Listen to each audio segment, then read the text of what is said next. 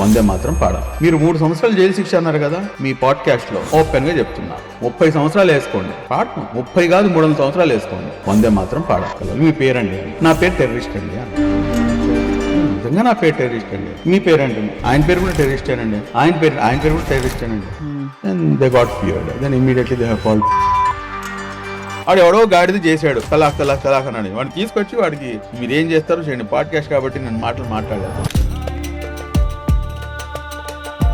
Religion కూడా ఒక business అయిపోయిందని మీరు అనుకుంటారా? ఏమన్నా మీకేమైనా డౌట్ ఉందా? మీకేమన్నా? నాకు అనిపించింది కాబట్టి నేను మిమ్మల్ని నాకైతే డౌట్ లేదు. ఈ రోజుల్లో రిలీజన్ ఇస్ ద బిగ్గెస్ట్. ఈ మొత్తం భూమండలాన్ని పరిపాలిస్తుంది కేవలం ఒకడు, దట్ ఈస్ 2 సాక్షులు, ఒకరు వకీల్ అంటే ఒక పెద్ద. వీళ్ళు 3 ఉంటే పెళ్లి అయిపోయినట్టు. ఈ సోషల్ మీడియా గేమ్ వలన సొసైటీలో ఎంతవరకు చేంజెస్ తీసుకొని వస్తుంది వందే మాత్రం బిల్ మీద? What is your take on it? మనకి స్పిరిచువాలిటీకి రిలీజియన్ కి నిజంగా ఇంకా డిఫరెన్స్ తెలుసా? వాడు తప్ప మరొకడు దేవుడు కాదు అని చెప్పేసి దృఢంగా ఉన్నటువంటి సిద్ధాంతం. వన్స్ ఇట్ హ్యాస్ బీన్, ఆ కనెక్షన్ మీకు దొరికేసిందా, మీకు ఈ ప్రపంచం గురించి మీకు ఎటువంటి చీకు చింత ఉండదు. నేను అది సంపాదించాలి, నా మొదటి తారీఖు వచ్చింది, నేను ఇది తీసుకొని రావాలి, ఇది చేయాలి. జై హింద్ అన్న నినాదం ఇచ్చింది ఎవరు? ఇవాళ ప్రతి ఒక్కరు కూడా మాట్లాడిన తర్వాత జై హింద్ అన్న నినాదం ఇచ్చింది ఒకరు. ఇస్లాంలో ఎన్నిసార్లు అయితే ఓ మానవులారా అని చెప్పేసి వచ్చిందో, ఓ ముస్లింలారా అని చెప్పేసి అంత తక్కువ సార్లు వచ్చింది. ఇది మీకు 15 సంవత్సరాల క్రితం ఇవాళకి కూడా నా దగ్గర స్క్రోలింగ్ ఉంది. అంత పెద్ద హంగామా జరిగింది.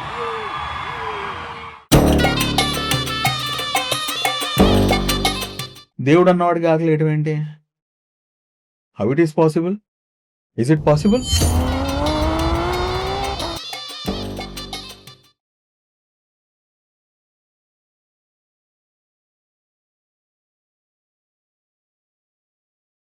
జనరల్గా మేము ఇన్ ద లాస్ట్ 2.5 years ఒక 46 పాడ్కాస్ట్ చేసాం సార్. అంటే doctors, lawyers, engineers, business men, chairmans, celebrities అందరితో చేసినప్పుడు ఒక్కొక్క డిఫరెంట్ పర్స్పెక్టివ్ వస్తాయి, even with the spiritual పార్టర్స్.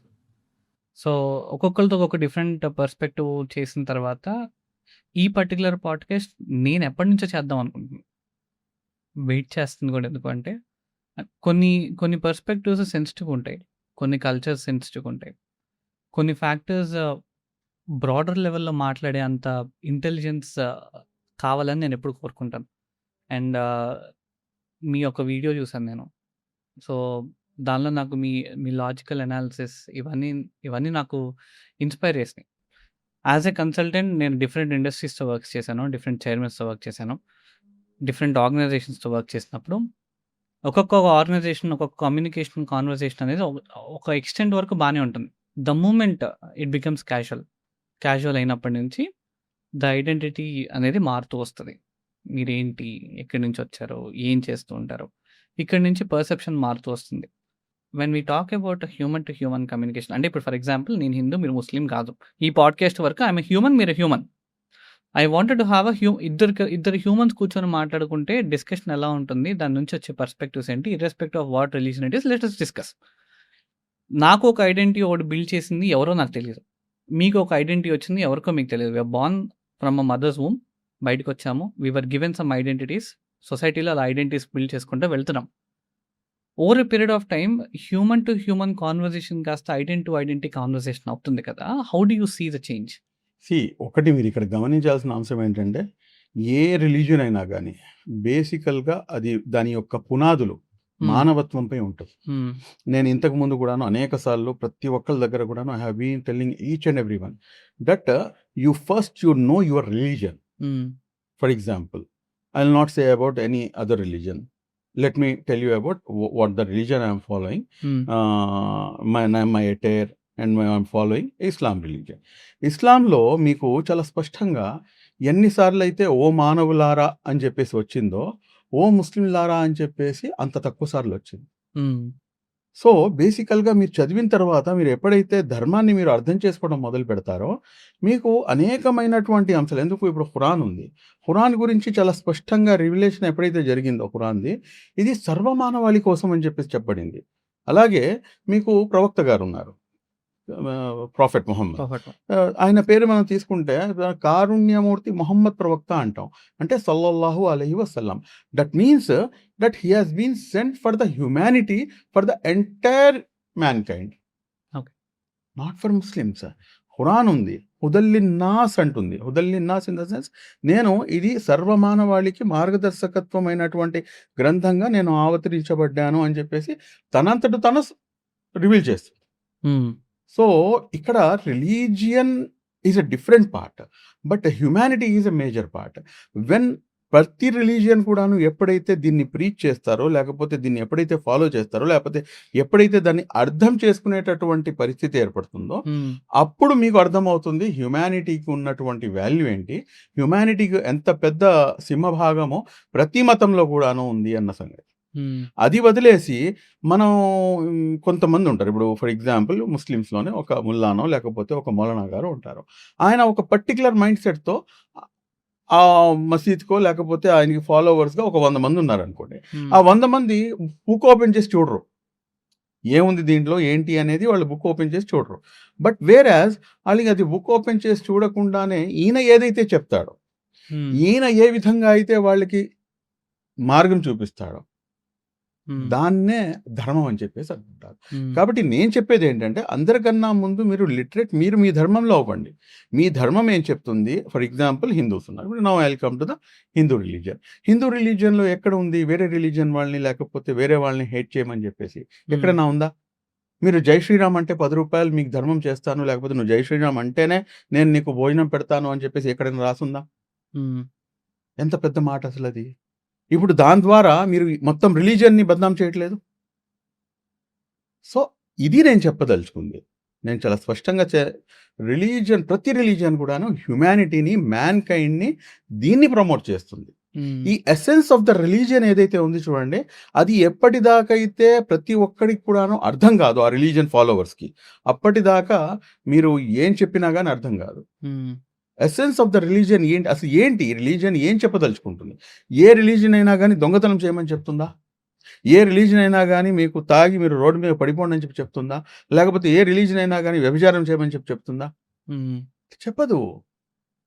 A religion చెప్పదు. కానీ కొంతమంది దాంట్లో ఉన్నటువంటి వాళ్ళ యొక్క అవసరాలని బట్టి వాళ్ళు జనాల్ని అది టీచ్ చేసే ప్రయత్నం చేస్తారు. ఇక్కడ కాన్ఫ్లిక్ట్ వస్తుంది. కాబట్టి నేను ప్రతిసారి చెప్పేది ఒకటి, మళ్ళీ ఇంకోసారి కూడా రిపీట్ చేస్తున్నా, every religion person, whoever it may be, whether he is Christian, whether he is Hindu, whether he is Muslim, whoever it may be, he has to go through his religion book, that what religion is teaching to him. Then only the open facts will come out. Otherwise మేము వాళ్ళు చెప్పిన దాన్నే మనం follow అవుతూ ఇదే రకంగా హిందూ ముస్లిమో లేకపోతే హిందూ క్రైస్తవుడు అని చెప్పి ఇంకోటి అని చెప్పేసి కోటాడుకుంటూ ఉంటారు. ఇర్రెస్పెక్ట్ ఆఫ్ ఏ రిలీజియన్ అయినా ఏవైనా చెప్పేది ఒకటే, వరల్డ్ పీస్ ఉండాలి, అందరికీ మంచి చేయాలి, మన దగ్గర ఉన్నప్పుడు మన పర్సంటేజ్ దానం కూడా ఉంటుంది, రిలీజన్ బై రిలీజన్ దానం చేయాలి, కీడు శంకించకూడదు, మనిషిగా ఉండాలని. రిలీజియన్ వైజ్ బాగానే ఉంది. అండ్ మీరు ఇంకో పాయింట్ కూడా చెప్పారు, అంటే ఈ పెద్దలు ఎవరైతే ఉన్నారో వాళ్ళు చెప్పింది సూక్తులు తీసుకొని ముందుకు వెళ్ళే వాళ్ళు మార్గం ఏదైతే ఉందో అక్కడ నెగిటివ్ వస్తుందని చెప్పారు కదా. ఐడెంటిటీస్ ఇలా రావటం వల్లనే ఇలా డిస్టర్బెన్స్ వస్తున్నాయా, లేదా ఇండివిజువల్గా మనకి ఫ్యామిలీస్ లెవెల్ నుంచే, సొసైటీ లెవెల్ నుంచి ఈ డిస్టర్బెన్స్ క్రియేట్ అవుతున్నాయి? ఐడెంటిటీ అనేది దట్ ఈస్ మస్ట్ అండి. ఎవ్రీబడి, ఇప్పుడు మీరు మీ ఇంట్లో పుట్టారు, మీరు యాజ్ ఏ హిందూగా పుట్టారు, నేను మా తల్లిదండ్రులు నేను పుట్టాను యాజ్ ఏ ముస్లింగా పుట్టాను. So identity is a ultimate thing, అందులో ఎటువంటి అనుమానం లేదు. బట్ ప్రతి ఒక్కరు కూడాను, మీరు పుట్టినా నేను పుట్టినా, మీరు హిందూ అని చెప్పేసి మీరు అనుకుంటున్నా, నేను ముస్లిం అని నేను అనుకుంటున్నా. But as per my religion, as per the religion which I'm following, ప్రతి ఒక్కరు కూడాను పుట్టిన వాళ్ళు, ప్రతి వాళ్ళు కూడాను ఏ రకంగా పుడుతున్నారు, సేమ్ అదే ప్రాసెస్. హిందూ అయితే వేరే విధంగా పుట్టడానికి లేదు, ముస్లిం అయితే వేరే విధంగా పుట్టడానికి లేదు. మొత్తం నేచర్ మొత్తం ఒకటే చెప్తుంది. మీరు నేను కూర్చుని ఉన్నాం, మీకు 2 కళ్ళు ఉన్నాయి, నాకు 2 కళ్ళు ఉన్నాయి, మీరు సేమ్ ఆల్మోస్ట్. బట్ మీ యొక్క ఆచార ఆహార వ్యవహారము ఇది డిఫరెంట్గా ఉండవచ్చు. నేను లాల్చి పాయజమా టోపీ గడ్డం పెట్టుకుని ఉన్నా, మీరేమో స్టైలిష్ గడ్డం పెట్టుకున్నారు, నేనేమో పెద్ద గడ్డం పెట్టా. నేను స్కల్ క్యాప్ ధరించాను, మీరు స్కల్ క్యాప్ ధరించలేదు. మీరు షర్ట్ వేసుకున్నారు, ప్యాంట్ వేసుకున్నారు. ఇది మీ యొక్క ఆచార్యం, ఇది మీ యొక్క ఏమంటారు, మీరు ఏ రకంగా ఉండాలనేది that is your will and wish. But వీటితో మీరు ప్రతి ఒక్కరిని కూడా జడ్జ్ చేయాలంటే కనుక ఇట్ కెన్ నాట్ పాసిబుల్. నేను ఎక్కడైతే నేను పుట్టానో, ఏ దీంట్లో అయితే పుట్టి పెరిగానో దాంట్లో ఉన్నటువంటి ఇదేంటంటే ఆటోమేటిక్గా నాకు వస్తుంది. దాని పరంగా నేను పెరుగుతాను. బట్ దాంట్లో ఏది మంచి ఏది చెడు అనేది మనం ఒక ప్రాపర్ ఏజ్ వచ్చిన తర్వాత దాన్ని బట్టి మేము డిసైడ్ చేసుకోవడానికి ఉంటుంది. ఇప్పుడు నేను ఇప్పుడు యాక్చువల్గా మీరు ఏదైతే ప్యాంట్ షర్ట్ ధరించున్నారో మీకన్నా ఇంకా ఎక్కువ మోడర్న్ డ్రెస్సింగ్లో నేను ఉండేవాడిని. చినిగిన జీన్స్లను, టైట్ టీ షర్ట్లు, బ్రాసెట్లు, 30-40 తులాలు లోపల బంగారం అన్నీ వేసుకుని ఉండేవాడిని. But one fine day I got I have seen a newspaper. There was written that what is the outfit of a terrorist. There was written that what is the outfit of a terrorist. And there was a clip art by showing one person is wearing a skull cap and having jubba, and he is having a beard, and one teacher has stand there. This is all in a clip art. He is showing towards that this is the outfit of a terrorist. Means a person who is wearing a skull cap, who is wearing a jubba, and who is having a beard is a terrorist. It simply he has passed on the statement. So it was around 15-16 years back. So then when I have seen, I'm very young. Now also I'm very young. At that time we were too young. So after seeing that, simple గా పోయి ఇంటికి వెళ్ళి clean shave ఉండేది. ఇప్పుడు ఇమ్మడిగా గడ్డం రావాలంటే రాదు కదా. ఇంటికి పోయి జీన్స్ టీ షర్ట్లు అన్నీ తీసేసి కుర్తా పాయజం వేసుకొని పైన క్యాప్ ధరించుకొని ఇంకో నలుగురిని పెట్టుకొని పోయా కార్యాలయానికి. ఇది మీకు 15 సంవత్సరాల క్రితం. ఇవాళకి కూడా నా దగ్గర స్క్రోలింగ్ ఉంది. అంత పెద్ద హంగామా జరిగింది. పోయేసి ఏమండి నేను ఎడిటర్ గారిని కలవాలి. ఏ ఎడిటర్ గారిని కలవాలండి? మీ న్యూస్ పేపర్ ఎడిటర్ గారు ఉంటారు కదా, ఎడిటర్ గారిని, చీఫ్ ఎడిటర్ గారిని కలవాలి. మీ పేరండి అన్న. నా పేరు టెర్రరిస్ట్ అండి అన్న. నిజంగా నా పేరు టెర్రరిస్ట్ అండి. మీ పేరేంటండి? ఆయన పేరు కూడా టెర్రరిస్టేనండి. ఆయన పేరు కూడా టెర్రరిస్టేనండి. And they got feared. Then immediately they have called police. And after that మొత్తం ట్రాఫిక్ జామ్ అయిపోయి హంగామా అయిపోయి వచ్చేసి అక్కడ దిగిన తర్వాత మా నాన్నగారికి తెలిసిన ఆయన ఏసీపీ గారు, అదే నాన్న నువ్వేంటి ఇక్కడ? జేబులోంచి పేపర్ తీసి దీని పరంగా నేనేంటి చెప్పండి uncle. I'm a terrorist or not? He has been defined this is the outfit of a terrorist. Then they got realized. Then afterwards we sat together almost editor గారితో 3 గంటలు ఆయనతో రాజపడిన తర్వాత అప్పటికి సేమ్ ప్లేస్లో ఎక్కడైతే ఆయన అది ఇచ్చాడో నెక్స్ట్ డే రీజాయింటర్ ఇచ్చి క్షమాపణ కోరుతూ మళ్ళీ ఆర్టికల్ రాశాడు. ఆయన రాస్తూ నా గురించి ప్రస్తావించి రాయటం జరిగింది. ఒక కమ్యూనిటీలో ఉన్నటువంటి ఒక సామాన్య యువకుడు దీనికి ఇంతలా చలించిపోతే కనుక ఇతని యొక్క వాయిస్ని మనం ఖచ్చితంగా జనాల్లో పెట్టాలి అని చెప్పేసి.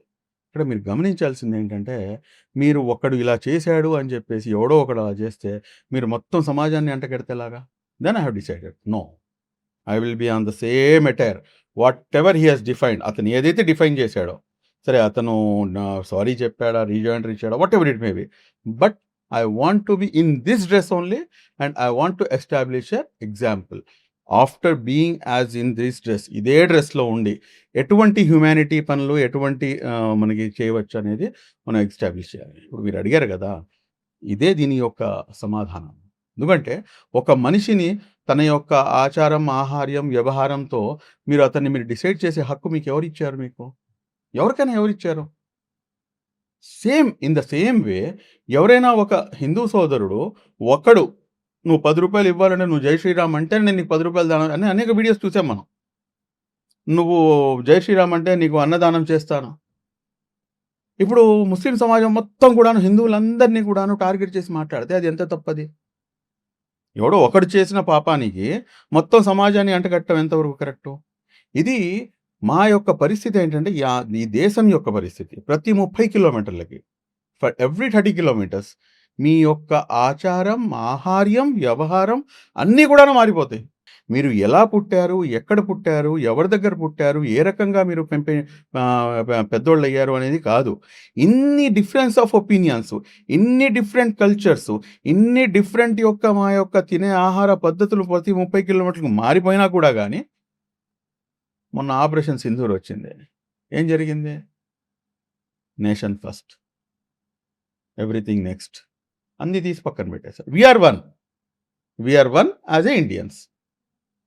అది ఈ దేశాన్ని యొక్క గొప్పతనం. అన్ని దేశాల్లో కల్లా ఈ దేశానికి ఉన్నటువంటి గొప్పతనమే అది.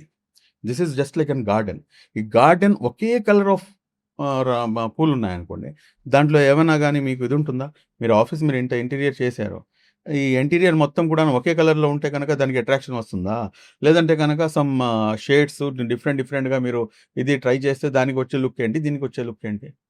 భారతదేశం అన్ని పూలు ఉన్నటువంటి ఒక గార్డెన్ మాదిరి లాంటిది. కాబట్టి ఇక్కడ మీరు వారి యొక్క అటైర్ని, వారి యొక్క మాట్లాడే విధానాన్ని, వారి యొక్క తిండిని, లేకపోతే వారు వేసుకునేటటువంటి బట్టి మీరు డిసైడ్ చేస్తారంటే కనుక ఎవరైతే అలా ఆలోచిస్తారు, వాళ్ళకన్నా మూర్ఖులు ఎవరు లేరు అని చెప్పి నేను స్టేట్మెంట్ ఇస్తాను. అంటే ఇందాక మీరు చెప్పిన దానికి బేసికలీ ఒకటి మిస్ అయింది ఏంటంటే, అంటే ఇప్పుడు ప్రతి religion is teaching us goodness. నేను ఏ రిలీజియన్ని పాయింట్అవుట్ చేయట్లేదు. బట్ ఇండివిజువల్గా జనాల పాయింట్ ఆఫ్ వ్యూకి వచ్చేసరికి ఎందుకు డిఫరెంట్గా బిహేవ్ చేస్తున్నారు అనేది నేను అడుగుతున్నా. అంటే it is just a perception చేయండి సార్. అంటే నాకు అది అనిపించింది. సో మీకు అని అనిపించింది అట్లా? ఎందుకు అనిపించదండి? బ్రహ్మాండంగా అనిపించింది. బట్ ద థింగ్ ఏంటంటే అది ఒక ఇంజెక్షన్. అది ఇప్పుడు మీరు అవుననండి కాదనండి, ఈ రోజున ప్రతిదీ కూడాను రిలీజియన్ ఎంతవరకు అయితే మీరు పోలరైజ్ చేయగలరు సొసైటీస్ని, ఈ రాజకీయాలన్నీ కూడాను వీటితోనే ముడిపడి ఉన్నాయి. మత రాజకీయాలు, లేదంటే కుల రాజకీయాలు. మరి దౌర్భాగ్యం ఏంటంటే మనం అది చేయకూడదు. బట్ అల్టిమేట్గా కుల సమీకరణాలు ప్రతి పార్టీ కూడాను చూసుకోవాల్సింది. మీరు అవునండి కాదనండి, ఇది అంటే మన కల్చర్లో అది ఇమిడిపోయి ఉంది. మనం దీనికి రూపు మార్పాలంటే కనుక చాలా పెద్ద సంఘర్షణ జరగాలి. అండ్ ఇది చాలా ఒక రకంగా ఏంటంటే మా దేశం ఇంతవరకు మాట్లాడితే 3వ ప్రపంచ యుద్ధం కన్నా పెద్ద యుద్ధం అయిపోయింది. ఎందుకంటే కులం, మతం ఈ రెండు లేనిది రాజకీయం లేదు. సార్ అంటే మోర్ దాన్ రిలీజియన్ కన్నా పైన నాకేమనిపించింది అంటే భయం అనేది ఫియర్ ఆఫ్ లూజింగ్. భయం కాదండి, భయం లేదు, ఏం లేదు. ఇదంతా ఏంటంటే మీకు పవర్ గేమ్ ఇదంతా. ఇప్పుడు మనం ఇంకా ఎక్కువ దీనికన్నా ఎక్కువ ఓపెన్ అప్గా మనం మాట్లాడలేము పాడ్కాస్ట్లో. ఇదంతా ఏంటంటే power game. See whoever it may be, ఆయనున్నా ఆయనున్నా ఎవరు ఎక్కడున్నా కానీ అల్టిమేట్గా ఏంటంటే వారి యొక్క కుల సమీకరణాల బట్టినే ఏదున్నా కానీ ఆధిపత్య పోరు. ఇదంతా ఆధిపత్య పోరు. దేవుడు మనిషిని సృష్టించిన తర్వాత ఏంటంటే అతనిలో ఒక జెలసీ అనేది ఒకటి వేసేసాడు. వీటన్నిటికీ మూల కారణము ఈజీఓ, జెలసీనెస్, స్వార్థము, ఇవన్నీ విడనాడి మీరు రావాలంటే కనుక ఇప్పుడు మీరు ప్రవక్తల కాలం నాటికి వెళ్ళాలి. ఇప్పుడు ఆ ప్రవక్తలు, మునులు, ఋషులు అంటే వాళ్ళు అన్నీ కూడాను విడిచిపెట్టి అందరినీ కూడాను సమదృష్టితో చూసేవాళ్ళు. ఇప్పుడు ఆ సమదృష్టితో చూసేవాళ్ళు ఎవరున్నారు? ఎంతమంది ఉన్నారు? ఇప్పుడు ఈజ్ ఇట్ పాసిబుల్ అంటే I won't say that it is not possible. Definitely it is possible. But ఆ లెవెల్లో అవేర్నెస్ రావాలి. ఆ లెవెల్లో అవేర్నెస్ రావాలంటే అన్ని మతాల్లో కూడాను, అన్ని కులాల్లో కూడాను ఆ విధంగా ఆలోచన శక్తిని రేకెత్తించాలి. అది రేకెత్తించాలంటే ఏం జరగాలి? అది జరగాలంటే కనుక ఒక రకమైనటువంటి ఒక చేంజ్ అనేది మొదలవ్వాలి. అట్లీస్ట్ ఫ్యూ పీపుల్లో అయినా కానీ. నేను ఎక్కడో ఏదో చూశాను కాబట్టి, నేను ఎక్కడో ఏదో విన్నాను కాబట్టి, నేను ఎక్కడో ఏదో మీరు చూసారంటున్నారు కదా, ఆ న్యూస్ పేపర్లో మీరు చూసారంటున్నారు కాబట్టి మీకు అలా అనిపించుండొచ్చు, నాకు వేరేలాగా అనిపించుండొచ్చు, వేరే వాళ్ళకి వేరేలాగా అనిపించుండొచ్చు. ఇది పర్సెప్షన్ గేమ్. ఈ సోషల్ మీడియా గేమ్ వలన, social media or digital media ecosystem రావటం వలన ఇది సొసైటీలో ఎంతవరకు చేంజెస్ తీసుకొని వస్తుంది? సోషల్ మీడియా అన్న టాపిక్ మీరు రేస్ చేశారు. సోషల్ మీడియాలో అకౌంటబిలిటీ ఎంతవరకు ఉందండి? నథింగ్. A big zero. మీరు ఒక చోట బ్లాక్ చేయండి, వాడు 4 వైపుల నుంచి వాడు మళ్ళీ అవును తీసుకొని వస్తాడు. ఒకటి. రెండోది, అబద్ధాన్ని ఏ రేంజ్లో ప్రచారం జరుగుతుంది. ఇంకోటి, ఒక మనిషి యొక్క సైకాలజీ చూడండి. ఫర్ ఎగ్జాంపుల్, మీరు అక్కడ ఎటువంటి సంఘటన జరగదు, ఒక అంటే ఒక ఎగ్జాంపుల్ చెప్తున్నాను నేను మీకు. ఫలానా చోట ఫలానా నాయకుడు వెళ్తూ వెళ్తూ పడిపోయి కింద కాలు జారి పడి అతని మృతి చెందాడు అని చెప్పి ఒక పెద్ద నాయకుడి గురించి మీరు ఒక పోస్ట్ పెట్టారు. With in fraction of seconds that post will get viral. ఇదే నాయకుడు వెళ్తూ వెళ్తూ ఒక చోట ఆగి ఒక ప్రెగ్నెంట్ లేడీ వారికి ఏమో తీసి ఓ 100 రూపాయలు సహాయం చేసి ముందుకు వెళ్ళాడు, లేకపోతే ఏదో ఒక మంచి పని చేసి వెళ్ళాడు అని చెప్పండి. పట్టుమని చెప్పేసి ఒక 10 లైక్స్ కూడా రావు దానికి. అంటే ప్రజల యొక్క ఇంతకు ముందు ఏంటంటే యథా రాజా తథా ప్రజ అనేవాళ్ళం. ఇప్పుడు నేను ఏంటంటే దానికి కొంచెం మార్చాను దాన్ని. తథా ప్రజ యథా రాజా అయిపోయింది సొసైటీ వాళ్ళ ఆలోచన కూడాను. ప్రజల యొక్క ఆలోచన కూడాను అదే విధంగా మారిపోయింది. ఏది అబద్ధం ఏది నిజం అని చెప్పేసి వ్యత్యాసం చేసే దీంట్లో లేరు. కాబట్టి దీన్ని కూడాను ఎక్కడ మనం వదలడానికి లేదు. ఇప్పుడు మొన్న ఎవరో పెట్టారు సోషల్ మీడియాలో ఫలానా చోట ఇది జరిగింది అని చెప్పేసి. కంప్లీట్ ఫాల్స్ న్యూస్, అసలు కొట్టిపడేయడానికి. అండ్ కొన్ని సందర్భాల్లో అయితే అసలు ఇప్పటికి కూడాను అనేకమైనటువంటి అంశాలు ఇంకా దానిపై వెరిఫై చేస్తే మీకు అది ఫాల్స్ అని చెప్పి తెలిసిపోతుంది. మరి ఇటువంటి పరిస్థితుల్లో మీరు ఎవరు మీరు చేయడానికి ఉంది చెప్పండి. దీంట్లో అకౌంటబిలిటీ, జీరో అకౌంటబిలిటీ. ఇప్పుడు మీ ఆలోచన ఒక రకంగా ఉంటుంది. మీ ఆలోచన పరంగానే మీరు మీ పోస్ట్స్ లేకపోతే మీ యొక్క వ్యూస్ని మీరు దాంట్లో షేర్ చేసుకు వెళ్తుంటారు. ఇంకోటి ఆలోచన ఇంకో రకంగా ఉంటుంది. అంతవరకు పర్లేదు, బాగానే ఉంది. బట్ దాంట్లో కట్టుకథలు తీసుకొచ్చి జరగని దాన్ని జరిగినట్టుగా ఇంకోళ్ళపై ఆపాదించి మీరు తీసుకొచ్చి పెట్టేస్తుంటే అది ఎంత ప్రమాదం, అసలు అది ఎంత ప్రమాదం. అది సోషల్ మీడియా ఆ రకంగా తయారైంది. ఇంకోటి ఇందాకే చెప్పాను మీకు, ఒక చోటు నుంచి ఇప్పుడు ఒక అమ్మాయి ఉంది. ఆ అమ్మాయి తనకి నచ్చినట్టుగా డ్రెస్సింగ్ వేసి ఆ అమ్మాయి పోస్ట్ చేసింది. దాని కింద కామెంట్లు స్టార్ట్ చేస్తారు. అంటే ప్రతి వాడు జడ్జిమెంట్ ఇక్కడ జడ్జ్ అయిపోతాడు. అంటే వాడు జడ్జిమెంటే పాస్ చేయదు. ఇటువంటి సోషల్ మీడియా ట్రోలింగ్ని భరించలేక అనేక మంది సైకలాజికల్ డిజార్డర్లోకి వెళ్ళిపోయారు. మీరు 10 మందిలో ఒకళ్ళు ఇద్దరైనా కానీ మీకు కనిపిస్తారు సోషల్ మీడియా సైకాలజికల్ డిజార్డర్లో పడిపోయిన వాళ్ళు ఇప్పుడు ఉన్నటువంటి సిచ్యువేషన్. అంటే మీరు ఎందుకు కామెంట్ చేస్తున్నారో కూడా వాడికి తెలియదు. అందుగురించే నేను మీకు మమ్మల్ని తీసుకొచ్చి అక్కడే నుంచోబెడతాను. వీటన్నిటికీ కూడాను ఏంటంటే క్యారెక్టర్, నీ పెంపకం, నీ తల్లిదండ్రులు నిన్ను ఏ రకంగా పెంచుతున్నారు, అసలు ఎవరు బయటికి వెళ్తే నువ్వు ఎవరితో ఏ రకంగా మెలగాలి, నువ్వు ఎవరితో ఏ రకంగా మాట్లాడాలి, ఎందుకు ఒకళ్ళ మనసుని నువ్వు గాయపరుస్తున్నావు, ఎందుకని చెప్పేసి ఒకళ్ళని ఒక మాట అంటున్నావు, ఎందుకని చెప్పేసి నోటికి వచ్చినట్టుగా నువ్వు అబద్ధాలు మాట్లాడకూడదు. ఇవన్నీ అంశాలు కూడాను ఎవరు చెప్పాలి? ఇదే తల్లిదండ్రులు. ఇవాళ తల్లిదండ్రుల దగ్గర ఇది ఎక్కడుంది, సమయం ఎక్కడ ఉంది? మొగుడు అదే సోషల్ మీడియాలో రాత్రి ఇటు పక్కన తిరిగి పడుకొని ఉంటాడు. పెళ్ళామేమో అటువైపు ఉంటుంది. వీడికి ఏం కావాలన్నా అమ్మాయికి ఏం కావాలన్నా కానీ పక్కనే ఉంటారు ఒకే బెడ్పై. ఈవిడ కూడాను వాట్సాప్ పెట్టింది, ఆయన కూడాను వాట్సాప్లో దానికి రిప్లై ఇస్తాడు. ఈ కాలంలో మేము బతుకున్నాం. ఈ రెండింటి మధ్యలో ఆ కుర్రాడు వేరే రూమ్లో, ఎవడైతే వాళ్ళ పిల్లలు ఉన్నారో వేరే రూమ్లో వాడు ఏం చూస్తున్నాడు, వాడు ఎవరితో మాట్లాడుతున్నాడు, ఏదైనా అవగాహన ఉందా? ఇన్స్టాగ్రామ్లో ఎవరు కలుస్తున్నారు? ఇప్పుడు మీరు చూడండి, ఇన్స్టాగ్రామ్స్లో గేమ్స్ అని చెప్పేసి ఉంది. నేను టాపిక్ డైవర్ట్ అవుతుంది అనుకుంటున్నారేమో. దీని మూలానికి మీరు వెళ్ళిపోండి. దీనికి మూలం ఏంటంటే మీ పెంపకం. ఇప్పుడు మీరున్నారు, మీరు ఇంత సీరియస్గా, అంటే నాకు తెలిసి పాడ్కాస్టులు చేసేవాళ్ళు లేకపోతే సీరియస్ ఇవన్నీ చేసేవాళ్ళు ఏంటంటే ఏ రకంగా రెచ్చగొట్టాలి, ఏ రకంగా రెచ్చగొడితే ఏ రకంగా ఆన్సర్ వచ్చిద్ది, దాన్ని ఏ రకంగా ప్రమోట్ చేసుకోవాలని చెప్పి ఆలోచిస్తారు. ఇప్పుడు మీ పెంపకం నాకు తెలిసి మీ తల్లిదండ్రులు ఏంటంటే ఒక సరి అయిన పద్ధతిలో ఏది మంచి ఏది చెడు అన్న దాంట్లో మీ పెంపకం జరిగింది కాబట్టి నేను ఈ రకంగా వెళ్ళకూడదు అని చెప్పేసి మీరు డిసైడ్ చేసుకొని ఎక్కడో చోట ఇది చేంజ్ రావాలి అని చెప్పేసి మీరు కొంతమంది ఒపీనియన్స్ తీసుకుంటూ పాడ్కాస్ట్లు వేసుకుంటూ మీరు ముందుకు కొనసాగుతారు. మిగిలిన వాళ్ళందరూ ఇలాగే ఉన్నారా? మళ్ళీ మీకున్న తేడా, మీకున్న ఇదేంటి, వాళ్ళకు ఉన్నటువంటి ఇదేంటి?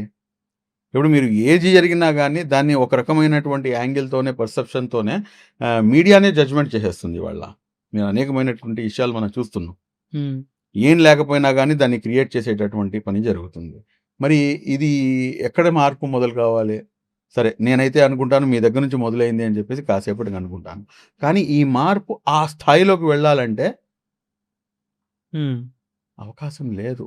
ఎందుకంటే పొలిటికల్ సిస్టమ్ ఈ రోజుల్లో ఏంటంటే కంప్లీట్ ఈ పొలిటికల్ సిస్టమ్ యొక్క కబంధ హస్తాల్లో మీడియా అనేది వెళ్ళిపోయింది. మీరు అవునండి కాదనండి, అక్రాస్ ద వరల్డ్ మీరు ఎవరినైనా అడగండి, అక్కడ జరుగుతుంది ఒకటి, దాన్ని మీరు ప్రజెంట్ చేస్తుంది మరొకటి. ఎక్కడో ఏదో జరిగిద్ది, దాన్ని వేరే విధంగా ఇక్కడ ప్రజెంట్ చేసి దాన్ని స్టోరీ కూడా రన్ చేసేస్తున్నారు. ఏది మెయిన్ స్ట్రీమ్ మీడియాస్లో. మరి ఈ అకౌంటబిలిటీ ఎక్కడి నుంచి తీసుకొని రావాలి? మెయిన్ స్ట్రీమ్ మీడియాకి అకౌంటబిలిటీ లేనటువంటి కాలంలో సోషల్ మీడియాలో అకౌంటబిలిటీ గురించి మేమే ఆలోచన చేస్తాం. మీరు ఆలోచించినటువంటి సమాధానానికి క్వశ్చన్కి సమాధానం రావాలంటే ఇంకా ఎక్కడ పాసిబిలిటీ ఉంది? యూజువల్లీ అంటే మీరు ఇప్పుడు మెయిన్ స్ట్రీమ్ మీడియా ఈ డిజిటల్ ఎకో సిస్టంలో కూడా నేను సర్ప్రైజింగ్గా నాకు తెలిసిందంటే 70% వాళ్ళంతా ఎడ్యుకేటెడ్ వాళ్ళే కదా సార్. వాళ్ళే చేస్తున్నారు. నాకు అర్థం కావట్లేదు ఎందుకు చేస్తున్నారు కూడా. అంటే ఇది మీరు ఇప్పుడు ఇందాక పెంపకం అన్నారు. యాక్చువల్ నేను నెక్స్ట్ మాట్లాడదాం అనుకుని కూడా అదే. అంటే ఇప్పుడు 2 పిల్లలు ఉన్నారు అనుకోండి సార్. ఇద్దరు ఒకే టైంకి పుట్టారు, ఒకే సంవత్సరాలకు పుట్టారు. ఒక 5 ఏళ్ళ వరకు ఇద్దరు బాగానే ఉంటారు. వాళ్ళు 30 ఏళ్ళు వచ్చేసరికి ఒక్కొక్కళ్ళ యాటిట్యూడ్ ఉంటుంది. ఒక్కొక్కళ్ళు డిఫరెంట్ థింగ్ ఉంటుంది కదా. అపార్ట్ ఫ్రమ్ పెంపకం గురించి పక్కన పెట్టేస్తే సొసైటీ వల్ల కూడా షేప్ అవుతున్నారు అనుకుంటున్నాను నేనైతే. ఇప్పుడు మీరిద్దరు పెంపకం బాగానే జరిగింది. ఒకడేమో ఒక చోట సంపాదనకి వెళ్ళాడు, ఇంకోడేమో ఇంకో చోటికి సంపాదనకి వెళ్ళాడు. అక్కడ వాడికి దొరికినటువంటి ఫ్రెండ్ సర్కిల్ ఒక వేరే విధంగా ఉంది, ఇక్కడ వీడికి దొరికిన ఫ్రెండ్ సర్కిల్ వేరే విధంగా ఉంది. ఆబ్వియస్లీ అది ఖచ్చితంగా అతని యొక్క లైఫ్ పై అతనిపై అది ఇంపాక్ట్ చూపిస్తుంది, అందులో అనుమానమే లేదు. డూ యూ థింక్ ఎడ్యుకేషన్ సిస్టంలో ఒక రిఫార్మ్ రావాలంటారు? నేనైతే ఎడ్యుకేషన్కి ఈ యొక్క రిఫార్మ్కి సంబంధం లేదంట. అదేంటండి, అదేం మాట్లాడండి మీరు అంటారు. Yes, absolutely right. నా దృష్టిలో education is nothing but knowledge sir. Knowledge మీకు ప్రాక్టికల్గా మీరు జీవించేవాడు ఎవడైతే ఉంటాడో వాడి దగ్గర ఉన్నంత నాలెడ్జ్ పీజీలు లేకపోతే ఎంఫిల్లు, పిహెచ్డీలు, డాక్టరేట్లు ఏదేదో చేసిన వాడి దగ్గర కూడా ఉండదు. So in my perception education is nothing but a knowledge and communication skills. ఈ రెండు కనుక మీ దగ్గర ఉంటే మీరు ఎక్కడి నుంచో డిగ్రీ చేసి వచ్చిన వాడు కూడాను మీ ముందు పనికిరాడు. Maybe I'm wrong, but this is what my perception is. But నా యొక్క ఆలోచన తీరది. ఎందుకంటే ఈ రోజున మీరు చదువు అన్న దీంతో మీరు ఏం చేస్తున్నారు? వ్యాపారం నడిపిస్తున్నారు. ఏదైతే ఈ దేశంలో వ్యాపారం కాకూడదు అని చెప్పేసి మా పెద్దలు కలలు కన్నారో ఆ 2 అంశాలే వ్యాపారం అయినాయి. ఒకటి ఎడ్యుకేషన్, ఒకటి హెల్త్. ఎంత దౌర్భాగ్యం చెప్పండి.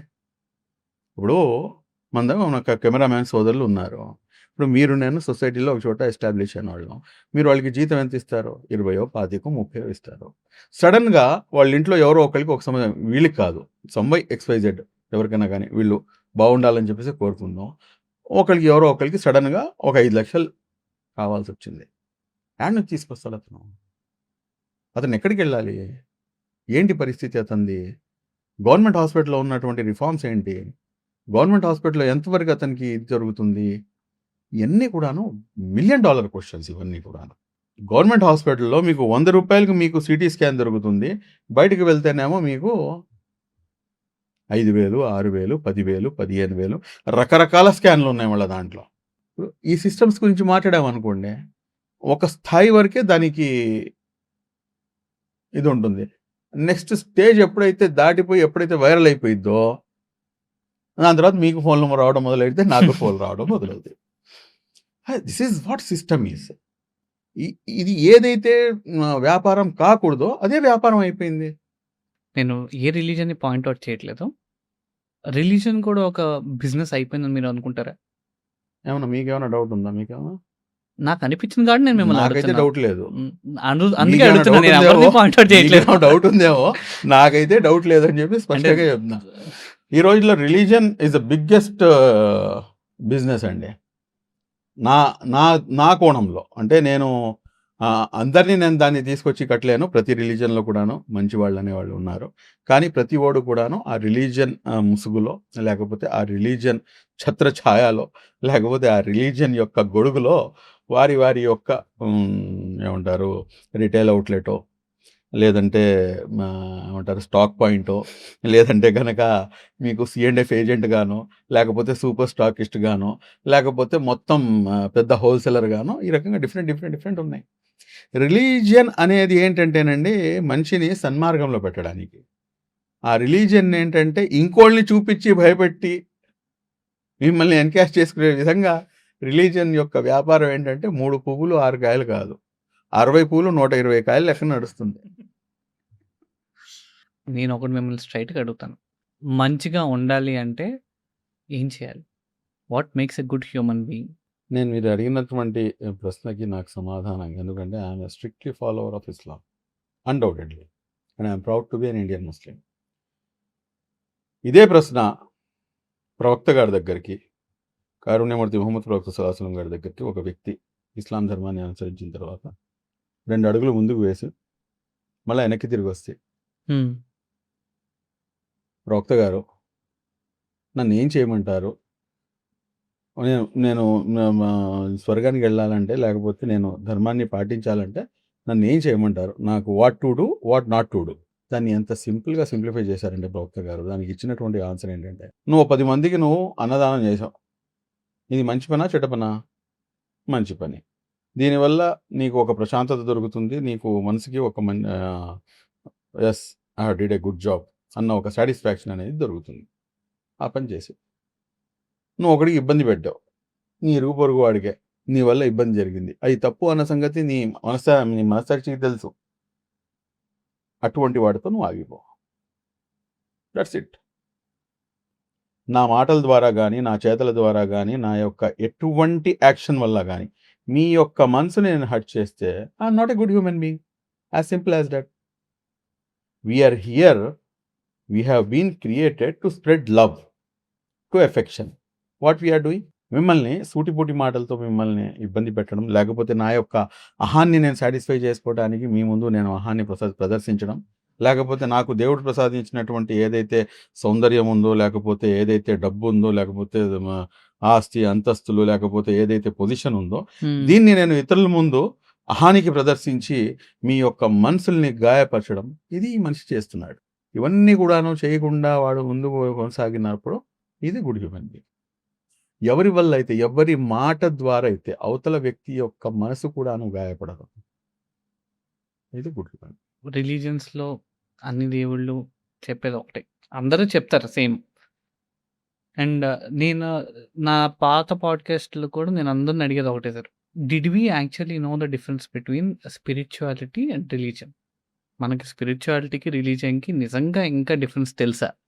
0.1% స్పిరిచువాలిటీ గురించి తెలుసు, 99.9% రిలీజియన్ గురించి తెలుసు. స్పిరిచువాలిటీకి మీరు అచీవ్ కావాలంటే కనుక అది అంత సామాన్యమైనటువంటి పని కాదు. Spirituality is entirely different, where heart connects to the almighty directly. When once it has been, ఆ కనెక్షన్ మీకు దొరికేసిందా, మీకు ఈ ప్రపంచం గురించి మీకు ఎటువంటి చీకు చింత ఉండదు. నేను అది సంపాదించాలి, నా మొదటి తారీఖు వచ్చింది, నేను ఇది తీసుకొని రావాలి, ఇది చేయాలి, everything he will take care అని చెప్పేసి మీరు కూర్చొని పోతారు. We are just following religion. We are just following religion. Spirituality రావాలంటే కనుక ఇందాక మీకు చెప్పాను చూడండి, కనీసం నా మాట ద్వారా కూడాను అవతలి వ్యక్తి యొక్క మనసు కూడాను గాయపడకుండా ఎవడైతే తన్ని తాను కాపాడుకుంటూ ఆ రకంగా ముందుకు కొనసాగితే కనుక one or fine day definitely he will achieve the spirituality heights. నా అవుట్ ఆఫ్ క్యూరియాసిటీ నేను అడుగుతున్నాను. అంటే కొన్ని సార్లు ఇది తప్పు, ఇది మనం యాక్సెప్ట్ చేస్తే బాగుంటుంది అనేది ప్రతి ఒక్కరు తెలుసుకోవాల్సిన టైం ఉంటుంది. అంటే సమర్థించుకోవడం కంటే కొన్ని క్రిటిసిజమ్స్ మన రిలీజియన్ వైజ్ మనం తీసుకుంటేనే మంచిది అనేది. Do you have something for every religion? అంటే హిందూస్ ఇది తీసుకుంటే బాగుంటుంది, క్రిస్టియన్స్ ఇది positive on a positive way. అంటే నా రిలీజియనే గొప్ప అని నేను మాట్లాడుకుంటూ ఉన్నానంటే నా తప్పు వాస్తవంగా, ఎందుకంటే అది పుస్తకాల్లోనూ ఎక్కడ రాయలా. ఈ మొత్తం ప్రపంచాన్ని నడుపుతుంది సింగిల్ పవర్. మీరు వేరే మార్గంలో మీరు దాన్ని ఆరాధిస్తున్నారు, నేను వేరే పద్ధతిలో నేను ఆరాధిస్తున్నాను. నేను దృఢంగా నమ్మేటటువంటి సిద్ధాంతం ఇది. ఎందుకు ఇంత దృఢంగా నమ్ముతున్నానంటే కనుక, ఇప్పుడు ఫర్ ఎగ్జాంపుల్ ఈ దేశానికి ప్రధానమంత్రి ఒక్కలే. ఒక దేశానికి ప్రధానిగా ఉన్నటువంటి వ్యక్తి ఒక్కడే ఉంటేనే ప్రతీదీ మన కంట్రోల్లో ఉంటుంది అని చెప్పేసి ఆలోచిస్తున్నామే. ఈ మొత్తం సర్వం భూమండలం ఇది ఒక ఇంత పెద్ద వ్యవస్థ. ఈ వ్యవస్థని ఎవరు తయారు చేశారు?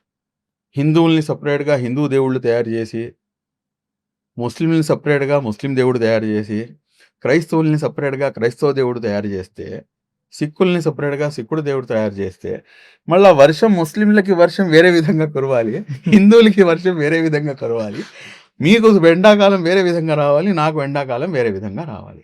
కానీ ఆ విధంగా జరగట్లేదే, ఆ విధంగా జరగట్లేదే. ప్రతిదీ కూడాను ఒకటే విధంగా ఉంది నాకు తెలిసినంత వరకు. అంటే నేను నా రిలీజన్ ఎందుకు చెప్తున్నానంటే, నేను ఇంకోటితో కంపేర్ చేయడం కన్నాను నేనేం చేస్తున్నాను అనేది చెప్తే అది మంచిది ఉంటుందని చెప్పేసి, అంతే తప్పించి నా రిలీజన్ గొప్ప అని నేను కాళ్ళు ఎగరేసుకోవట్లేదు. బట్ మీకు షేక్స్పియర్ది ఒక మాట ఉంది, if you want to look at Muslim, మీరు ఇస్లాం ధర్మం ఏంటి అనేది మీరు చూడాలనుకుంటే కనుక ఆ ముస్లిం వైపు చూడమాకండి అంటాడు. ఇస్లాం ధర్మం ఏంటనేది మీరు చూడాలంటే కనుక ముస్లిం వైపు చూడమాకండి, వాడంత బట్టే బాస్గాడు ఇంకెవడు ఉండడు. కానీ మీకు నిజంగా ఇస్లాం ధర్మం తెలియాలంటే కనుక ఖురాన్ని చూడండి అంటాడు. అంటే దాంట్లో ఉన్నటువంటి డెప్త్ ఏంటంటే అనేది చూస్తే మీకు నేను సమాధానం మీకు దొరికిపోయింది అనుకో. If any person is following as per religion, అసలు అతని వల్ల ఎవరికి కూడా ఇబ్బంది జరగదు. సమ్వేర్ అరౌండ్ మాలో తప్పులు ఉన్నాయి, నేను దాన్ని కాదని చెప్పను. అబద్ధం చెప్పకూడదు. ఎన్ని అబద్ధాలు చెప్తున్నావు నువ్వు? దొంగతనం చేయకూడదు. పొద్దున్న సాయం దాకా ఎన్ని దొంగతనాలు చేస్తున్నావు? ఇవన్నీ కూడాను లెక్కలోకి వస్తాయి. మళ్ళీ టాపిక్ డైవర్ట్ అయింది. ఇప్పుడు సింపుల్గా ఈ మొత్తం భూమండలాన్ని పరిపాలిస్తుంది కేవలం ఒక్కడు, దట్ ఈస్ ఆల్మైటీ. ఆ దేవుడు అన్నవాడు ఒక్కడే ఒక్కడే ఒక్కడే ఒక్కడే. ఇదే మాట నాకు తెలిసినంత వరకు, ఎందుకు నేను as per the best of my knowledge అంటానంటే, నాకన్నా పెద్ద పెద్ద మత పండితులు ఉన్నారు, దాంట్లో పీజీలు, దాంట్లోనే మొత్తం జీవితం మొత్తం గడిపేసినటువంటి వాళ్ళు ఉన్నారు. కాబట్టి నాకు మొత్తం తెలుసు అని చెప్పేసి నేను భావించను. నేను బతుకున్నంత వరకు, నేను ఆఖరి మజిలీకి చేరుకునేంత వరకు కూడాను నేను నిత్య విద్యార్థి. ఇంతకుముందు 2 సంవత్సరాల క్రితం అనుకునేవాడిని, అబ్బా ఇదే కరెక్ట్, అబ్బా నాకు మొత్తం తెలిసిపోయింది. ఇవాళ ఇందాక వస్తూ కూడాను కారులో అనిపించింది, ఇవాళ తెలిసిందంటే మొన్న నేను తప్పు చేశాను కదా అని. అంటే మనిషి అన్నవాడు ప్రతిరోజు ఏదో ఒకటి నేర్చుకుంటుంటాడు, రిలీజన్ వైజ్గా కానివ్వండి, లేకపోతే తన దీంట్లో అయినా కానివ్వండి. కాబట్టి ఇక్కడ మీరు గమనించాల్సినటువంటి అంశం ఏంటంటే, దేవుడు అన్నవాడు ఒక్కడే. అన్ని రిలీజియన్స్లో కూడాను అదే చెప్పబడుతుంది, అన్ని రిలీజియన్స్లో కూడాను అదే ఉంది. దాంట్లో నేను కంపారిటివ్ స్టడీలోకి వెళ్ళాను, ఎందుకంటే నేను మత పండితుణ్ణి కాదు, నేను I'm politician, but I'm politician by means of A social activist. Social activism నుంచి పొలిటికల్ సిస్టంలోకి ఎంటర్ అయినటువంటి వాడిని. కాబట్టి నేను ఇంత బోల్డ్గా ఈ విషయాలన్నీ మాట్లాడగలుగుతున్నాను. బట్ కాకపోతే సహజంగా ఒక రాజకీయ నాయకుడు అసలు మతం అన్న కోణాన్నే అసలు అటు దరిదాపులు కూడా చూడు. మీరు ఆ క్వశ్చన్ వేస్తుంటే ఎక్స్క్యూజ్ మీ సార్ అని చెప్పేసి వెళ్ళిపోతాడు లేచి. బట్ నాకున్నటువంటి వెసులుబాటు ఏంటంటే, నేను ఉన్నది ఉన్నట్టుగా, నాకు ఆ విధంగా నన్ను చూసేవాళ్ళు ఉన్నారు కాబట్టి నేను మాట్లాడగలుగుతున్నాను. మీరు ఇక్కడ చాలా స్పష్టంగా మీరు గమనించండి దయచేసి, దేవుడు అన్నవాడు ఒక్కడే అన్న సిద్ధాంతము ప్రతి రిలీజన్లో ఉంది. నేను ధర్మాన్ని పాటిస్తున్నటువంటి దానిలో సూరే ఇఖ్లాస్ అంటారు. సూరే ఇఖ్లాస్ అంటే హుల్ హు అల్లాహు అహద్, అల్లాహు సమద్, లం యలిద్ వలం యులద్ వలం యకుల్లహు కుఫువన్ అహద్. అంటే దేవుడు అన్నవాడు ఒక్కడే, అతని చేత ఎవరు పుట్టబడలేదు, అతను ఎవరికి సంతానము కాదు, అతనికి నిద్ర రాదు, హీఈస్ అల్టిమేట్ సుప్రీం పవర్. ఇప్పుడు మీరు నేను ఉన్నాం, మేము ఇద్దరిలోంచి ఎవరో ఒకళ్ళు దేవుడు అని చెప్పేసి నోస్బుల్లా ఎలా చెప్పగలం? కరెక్ట్గా ఇప్పటికి పొద్దునుంచి బయలుదేరడం 9 అయింది, ఇప్పటికి 4:15 4:30 అవుతుంది. కాసేపు అయిన తర్వాత నాకు ఆకలి వేసిద్ది, భోజనం చేయాలి. దేవుడు అన్నవాడికి ఆకలి వేయడం ఏంటి? How it is possible? Is it possible? ఇంకో 2 గంటలు ఆగితే నాకు నిద్ర కావాలి, నిద్రపోతాను పోయి. అది కాసేపు అయిన తర్వాత, అంటే నేను జనరల్ డిస్కషన్లో చెప్తున్నాను, నా దాంపత్య జీవితం ఉంది, దేవుడు అన్నవాడికి దాంపత్య జీవితం ఏంటి? దేవుడు అన్నవాడికి ఆకలి ఏంటి? దేవుడు అన్నవాడికి ఇవన్నీ ఎక్కడుంటాయి? అతని కాళ్ళు చేతులు? No, he is supremo, he is and supreme. మనందరికీ దేవుడు ఒక్కడేనండి. మనం డివైడ్ చేసుకున్నాం. మనం డివైడ్ చేసుకున్నాం. As simple as that. కాబట్టి మానవత్వానికి మించినటువంటి ఇది వేరేది లేదు. మీరు ఒకరి మనిషి యొక్క మనసుని గాయపరచడం. ప్రవక్త గారు ఒక ఒక ఒక దీంట్లో అంటారు. మీ తూర్పు, పడమర అంటే right, left, front, back side and 4 దిక్కుల వైపు దాదాపు ఒక్కొక్క దిక్కు వైపు 80 ఇల్లు. అంటే 4 8 320 మంది మీ యొక్క పొరుగువారు. ఈ పొరుగువారిలో ఎవరైనా గాని ఒక్కడైనా గాని కడుపు నిండా తినకుండా వాడు ఆకలితో అలమటించి పడుకుంటే కనుక నీకన్నా పెద్ద దౌర్భాగ్యుడు ఎవడు లేడు అని చెప్పేసి. ఇదే ధర్మాన్ని హిందూ రిలీజన్ కూడాను ప్రీచ్ చేస్తుంది కదా. అవును. ఇదే మాటని క్రిస్టియానిటీ కూడా చెప్తుంది కదా. అవును. మీరు కానీ నేను కానీ ప్రాక్టికల్గా నా నా నైబర్స్, కనీసం నేను మీ గురించి అయితే నేను చెప్పలేదు, ఎందుకంటే ఆ మాట నేనే చెప్పాను కాబట్టి. నేను నా నైబర్స్ ఎవరు అనేది నేను పారామీటర్ వేసుకున్నానా? ఈ 320 మందిలో ఎవరైనా ఆకలితో ఉన్నారని చెప్పి నేను వెళ్ళి కనుక్కున్నానా? నా కడుపు నిండిందా లేదా? నేను ఇవాళ ఏ సెంట్ వేసుకున్నాను, ఇవాళ బట్టలు ఏం వేసుకున్నాను, ఇవాళ వాచ్ ఏం తొడిగాను, ఇదే చూసుకుంటున్నాం తప్పించి అవతల వాడి గురించి ఆలోచన లేకుండా అయిపోయింది. Including myself. నేను దీంట్లో నన్ను మినహాయించి మాట్లాడట్లేదు, నన్ను నేనే క్వశ్చన్ చేసుకుంటూ మీతో చెప్తున్నాను. కాబట్టి దేవుడు అన్నవాడు ఇంకోడు అయ్యే ప్రసక్తే లేదు. ఈ మాటని ప్రతి గ్రంథం కూడాను నొక్కాడించి చెప్తుంది. I'm glad sir. అంటే ముందు అడిగిన వాళ్ళంతా సేమ్ ఎగ్జాక్ట్గా ఇదే చెప్పారు. ఒక మరి సూపర్ ఈ ఎనర్జీ గొడవలు ఉంటుంది. ఎందుకయ్యా అంటే ఈ గొడవలే వీరి యొక్క రాజకీయాలకు, వీరి యొక్క సామాజిక అవసరాలకు పునాది. కాబట్టి ఈ గొడవలు. యాజ్ లాంగ్ యాజ్ పాలిటిక్స్ ఉన్నంత వరకు ఇంకా వరల్డ్ పాలిటిక్స్. పాలిటిక్స్ అని as simple as that. But ధర్మం అనేది ఎప్పటికైనా కానీ గెలుస్తుంది. అది అందులో అయితే అనుమానం లేదు. ఇందాక మీ ఆఫీస్లోనే మాట్లాడేటప్పుడు త్రూ వాస్తవం, నిజం నిప్పు లాంటిది, చాలా కష్టం. కానీ చెడు ముందే బట్టలు తొడిగేసి మొత్తం ఊరంతా తిరిగి వచ్చింది. కానీ నిజానికి కొంచెం లేట్ అయినా కానీ దానికి ధైర్యం ఎక్కువ, ఖచ్చితంగా ప్రివీల్ అవుతుంది. అందులో అయితే అనుమానం లేదు. Couple of days back pass అయిన వందే మాత్రం బిల్ మీద. So let's assume that majority of people దానికి అంగీకరించిన, but different perspectives, different people కూడా ఎందుకు పాడాలి అనే ఒక డిఫరెంట్ వాళ్ళ అప్రోచ్ కూడా చెప్పారు. కాబట్టి what is your take on it? మీరు స్కూల్లో చదువుకున్నా, నేను స్కూల్లో చదువు చిన్నప్పుడు మనకి వెళ్ళేటప్పుడు అసలే నేను వెళ్ళిన స్కూల్లో అయితే లేకపోయినా సో మేజర్గా ప్రతి స్కూల్లో కూడాను వందే మాత్రంలో ఎంతవరకు పాడించేవాడు 2 స్టాంజాస్ వరకు ఉండేది.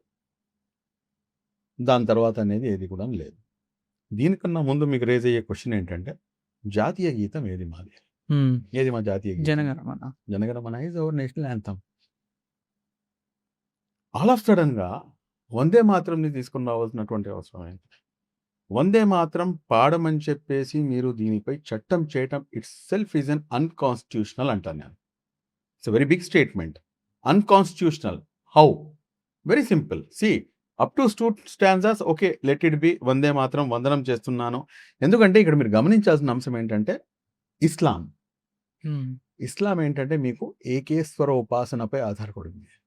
మీరు ఇక్కడ పాయింట్ టు బి నోటెడ్. ఏకేశ్వర ఉపాసన అంటే దైవం ఒక్కడే, వాడు తప్ప మరొకడు దేవుడు కాదు కాదు కాదు అని చెప్పేసి దృఢంగా ఉన్నటువంటి సిద్ధాంతం ఇస్లాం సిద్ధాంతం. Only one.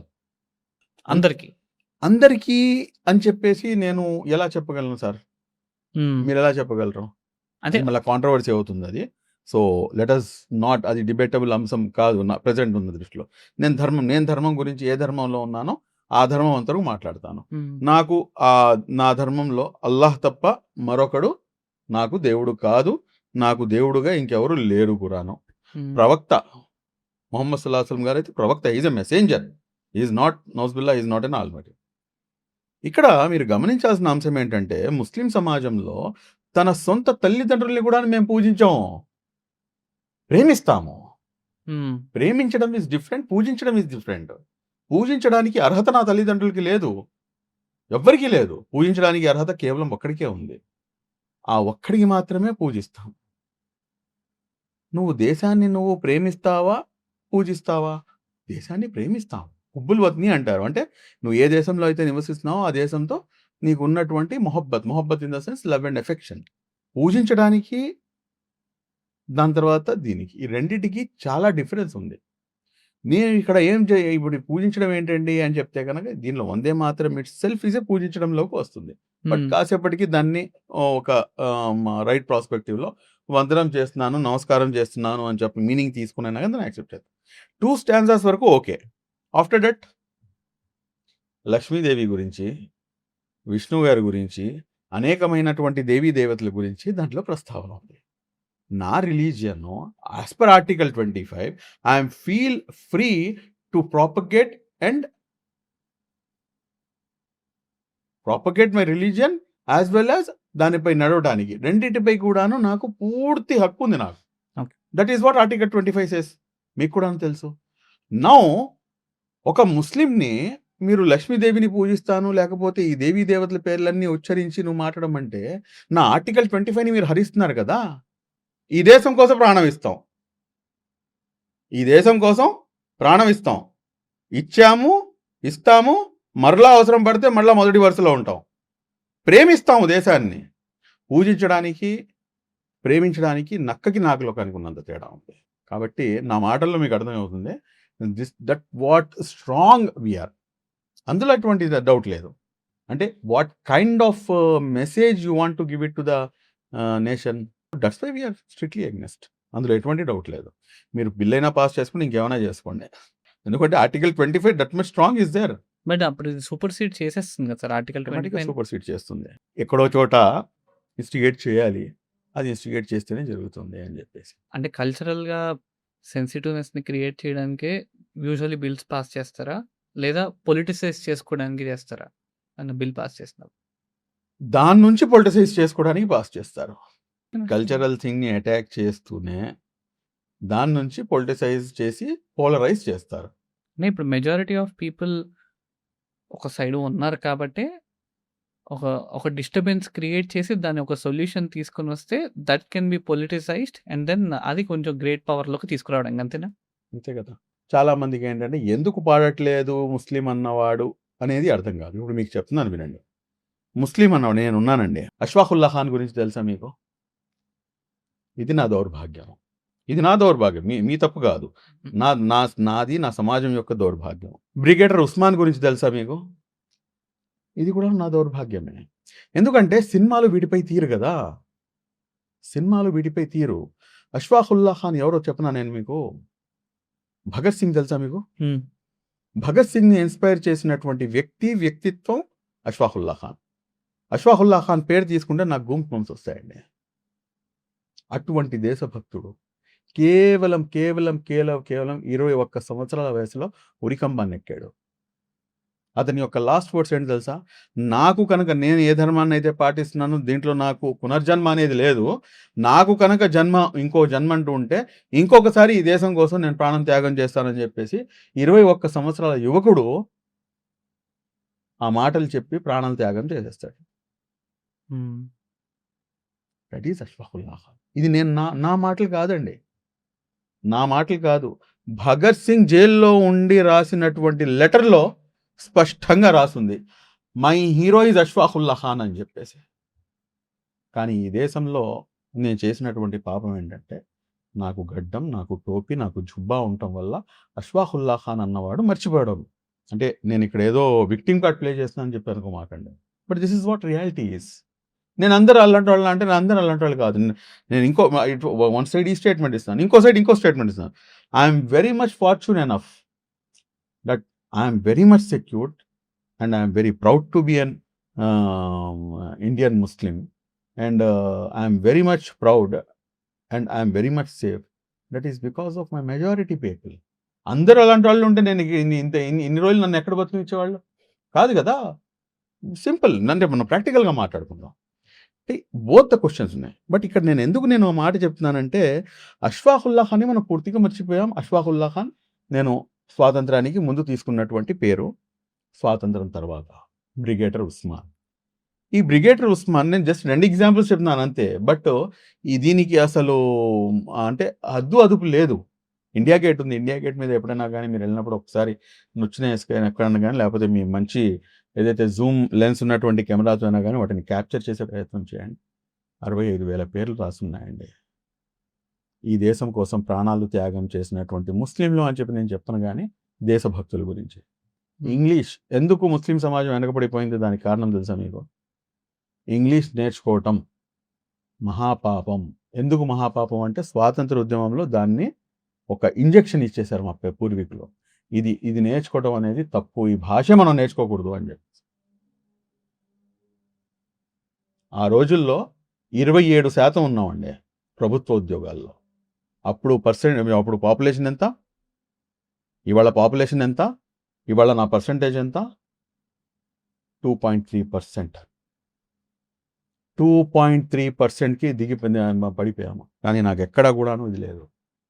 మీరు ఏం చేసుకున్నా కానీ మాకు వచ్చే నష్టం ఏమీ లేదు. ఎందుకంటే నా కమ్యూనిటీ నాకు హ్యాబిట్. నాకున్నా లేకపోయినా ఎలా ఉన్నా నేను గడిపించేస్తాను. కానీ నా మత విశ్వాసాల విషయంలో మటుకు ఎక్కడ తేడా పడితే మటుకు అందులో ఎక్కడ కూడా ఊరుకునే ప్రసక్తి ఉండదు. ఎందుకంటే ఆ ధర్మం అటువంటిది, నాకున్నటువంటి ఎఫెక్షన్ అటువంటిది, దాన్ని మనం ఏం చేయలేం కదా. బ్రిగేడర్ ఉస్మాన్ గురించి మాట్లాడుతున్నాను. స్వాతంత్రం వచ్చింది, దాని తర్వాత పాకిస్తాన్తో యుద్ధం జరుగుతున్న సమయంలో బ్రిగేడర్గా ఉస్మాన్ గారు ఉన్నారు మన భారతదేశం వైపు నుంచి. ఇదే పాకిస్తాన్ ఆయనకి ఆఫర్ ఇస్తుంది, నువ్వు అక్కడ బ్రిగేడర్గా ఉన్నావు, నువ్వు ఇక్కడికి రా, నీకు మేజర్ జనరల్గా చేస్తావు అని చెప్పేసి. పూరా పాకిస్తాన్ కుక్క నా కొడగల్లారా అని చెప్పేసి లెఫ్ట్ లెక్కొత్తన్ని ఈ దేశం కోసం పోరాటం చేస్తూ అసూలు బాసాడు. ఎందుకు మర్చిపోయామండి? అతని పేరు ఉస్మాన్ అన్న. ఎందుకు అష్ఫాకుల్లా ఖాన్ని మర్చిపోయాం? అతని పేరు అష్ఫాకుల్లా ఖాన్ అన్న. ఈ రోజున మీరు చూపిస్తుంది ఏంటి? ఇంతకుముందు సినిమాల్లో మమ్మల్ని ఏ రకంగా చూపించేవాళ్ళు? ఒక లాయల్గా, ఒక లాయలిస్టిక్ అయితే ఏ రకంగా ఉండాలి, ఒక ముస్లింగా ఉండాలి. ఒక మంచివాడు ఏ రకంగా ఉంటాలో, ఒక మంచితనానికి మారు పేరు ఏంటి? ఈ రోజున టెర్రరిస్ట్ అంటే నేనే. ఒక లవ్ జిహాద్ చేసి మా హిందూ అమ్మాయిల్ని నెట్టేట ముంచేసినటువంటి అత్యంత దారుణమైనటువంటి క్యారెక్టర్ అసాసినేట్ ఎవరిది చేస్తున్నారు? నాది చేస్తున్నారు. ఏం పాపం చేశామండి? ఏం పాపం చేశాం? ఎందుకు చూపిస్తున్నారు మీరు? దీనివల్ల ఎంతమంది మైండ్ సెట్ని మీరు మారుస్తున్నారు? ఇది ఇలాగే ఉంటుందా?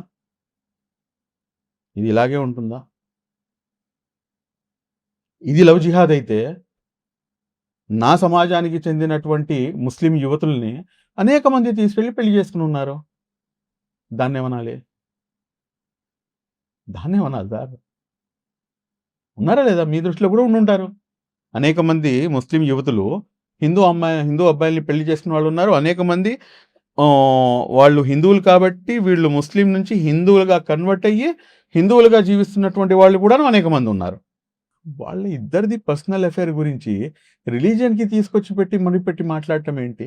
అసలు లవ్ జిహాద్ అని చెప్పేసి ఈ కులం అమ్మాయి అయితే ఇంత రేటు, ఈ కులం అమ్మాయి అయితే ఇంత రేటు, ఇంకో కులం అమ్మాయి అయితే ఇన్ని లక్షలు అని చెప్పేసి మీరు పాంప్లెట్లు వేసి మరీ పంచిపెట్టి మొత్తం సమాజాన్ని మీరు రోడ్డు మీద తీసుకొచ్చి నుంచోపెడుతున్నారే.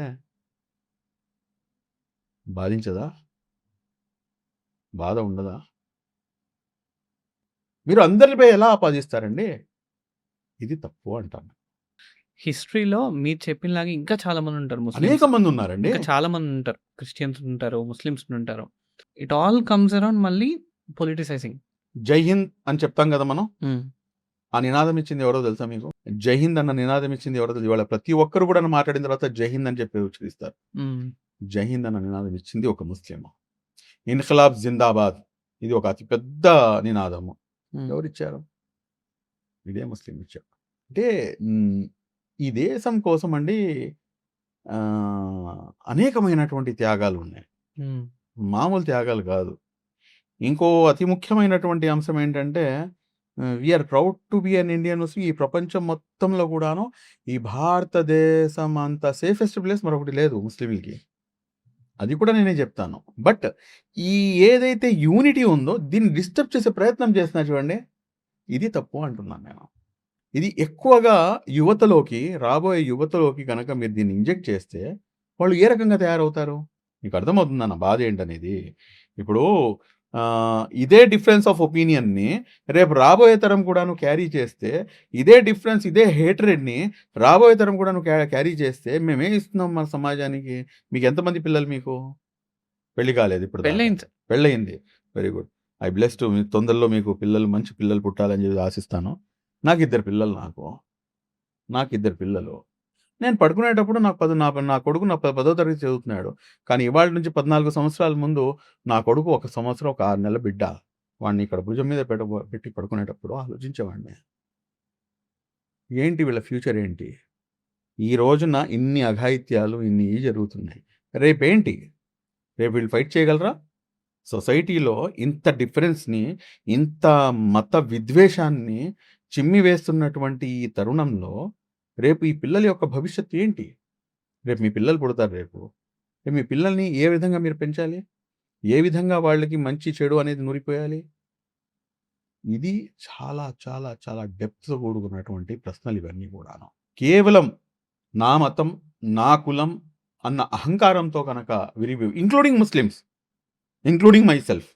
దిస్ ఈజ్ నేను ఎక్సెప్షన్ కాదు, ముస్లిం సమాజం ఎక్సెప్షన్ కాదు. ఎప్పటివరకైతే ఈ చేంజ్ రాదో అప్పటిదాకా ఏమీ మార్పు జరగదు. రాజకీయ నాయకులు వాళ్ళు చెప్పిందే వేదం, చేసిందే శాసనం అన్నట్టుగా సాగింది. నిజంగా ఇప్పుడు నెక్స్ట్ జనరేషన్ అంటే ఒక 15 ఇయర్స్ ఇక్కడి నుంచి ముందుకు తీసుకుంటే, నెక్స్ట్ జనరేషన్ పాలిటిక్స్‌కి వచ్చే వాళ్ళు కూడా ఇవే కంటిన్యూ చేసుకుంటా వెళ్తే, మనం మన పిల్లల్ని మనం నిజంగా ఇది చెయ్యొద్దు, అది చెయ్యొద్దు అని ఒక ప్రపోర్షన్ ఆఫ్ పాపులేషన్ మహా అయితే 10% ఉంటారు కదా సార్. ఈ 10%కి ఎంత కెపాసిటీ ఉంటుంది మిగతా 90% చేంజ్ చేయడానికి? చాలా nothing sir. India will still be a developing country ఏం కదా? సార్, నేను మీకు ఒకటి చెప్తాను. ఇండియా డెవలపింగ్ కంట్రీయా కాదా అది డిబేటబుల్ కాదు, కానీ నేను ఒకటైతే చెప్తాను. India has a lot of scope to become a super power. అది ఎప్పుడు జరుగుతుందంటే, ఇప్పుడు నేను మీకు చెప్పాను చూడండి, ఈ మత రాజకీయాలను, ఈ కుల రాజకీయాలను వదిలిపెట్టి మీ టాలెంట్‌కి అనుగుణంగా మీకు అవకాశాలు, ఇంకోళ్ళ టాలెంట్‌కి అనుగుణంగా ఇంకోళ్ళకి అవకాశాలు దొరికినప్పుడు మీరు అవునన్నా కాదన్నా భారతదేశం will become the super power. ఇప్పుడు ఈ దేశం నుంచి వలస వెళ్ళిపోయి ఇప్పుడు ఇక్కడ ఒక పెద్ద నాయకుడుగా ఒక వ్యక్తి ఇక్కడ క్యారెక్టర్ చేశాడు, వివేక్ ఒబెరాయ్ అని చెప్పేసి, ఇదే బాలీవుడ్ నటుడు. సరే, ఆయన ఏ పాత్ర చేశారనేది అది అప్రస్తుతం అనుకోండి, చేశారు. దేశభక్తి గురించి అసలు చీల్చి చెండాడేసేటటువంటి క్యారెక్టర్ అది.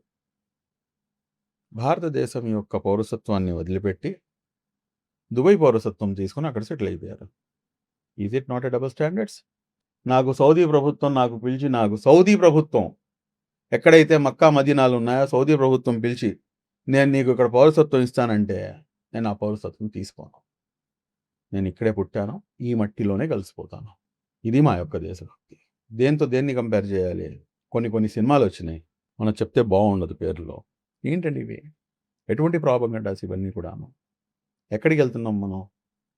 Complete target one religion. ఇప్పుడు మీ తల్లిదండ్రులు ఎంతమంది సంతానము?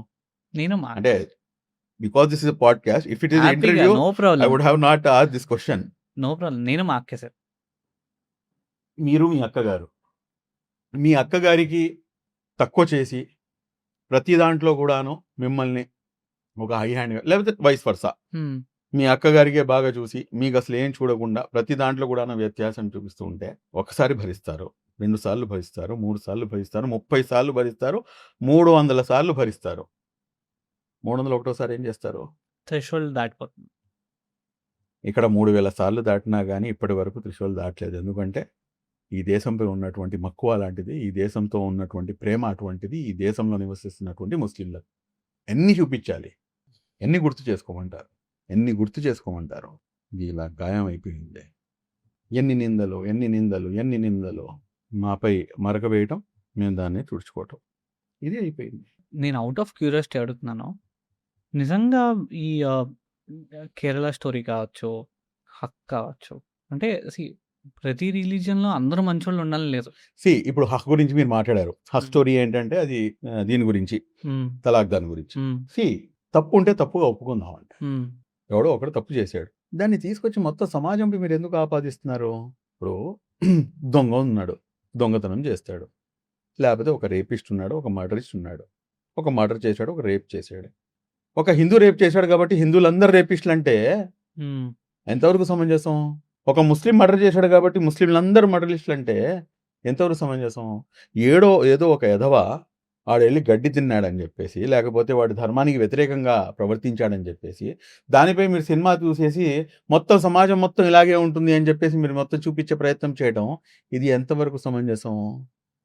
మొత్తం వ్యవస్థలో చూడండి మీకిప్పుడు మనిషి ఏదైనా గానీ ఒక వస్తువు తయారు చేసినా, లేకపోతే అతను ఒక లా తయారు చేసినా, అది మ్యాన్ మేడ్ లా.